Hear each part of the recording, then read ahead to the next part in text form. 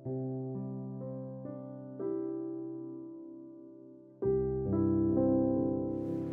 saudara-saudara, perkenalkan nama saya Oke Oji. Saya ingin bercerita tentang apa yang sudah Tuhan lakukan di keluarga saya, hidup saya, bahkan dalam usaha saya karena ketaatan dalam memberi benih awal.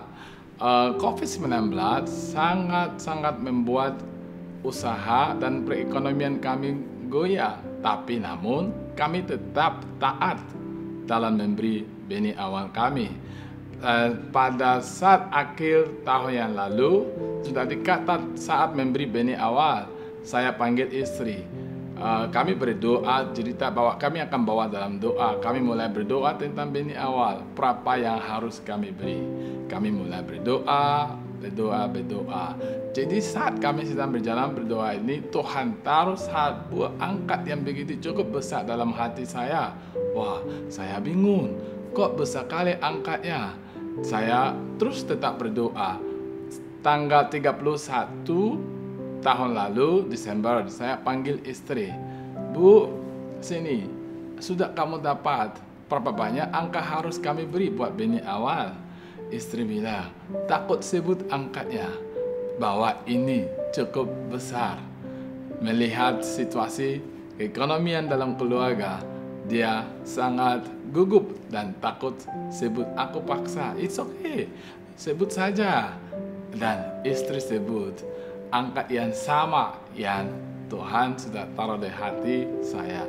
Dan puji Tuhan, kami taat memberi angkat yang sama. Dan akhirnya hari itu tanggal 31 saya pergi ambil duitnya, masukkan dalam envelope bersama dengan pokok-pokok doa kami buat tahun ini. Dan karena kami ada anak kecil, hanya aku dan anakku yang bawa benih awal itu ke gereja. Dan beberapa saat setelah beri benih awal, aku dapat panggilan dari PT. Mereka telepon. Halo, saya jawab hello. Ini dengan Mr. Oke. Betul, dengan Mr. Oke. Kamu masih ngajar bahasa Inggris? Masih di Batam? Masih. Boleh tak datang ke perusahaan? Oke. Aku datang ke perusahaan. Saatnya saya datang ke perusahaan, kami discuss cerita tentang ngajak karyawan mereka bahasa Inggris. Dan setahu saya biasanya ini harus mengirim proposal. Saya harus hantar proposal. Kali ini tidak ada yang minta saya proposal.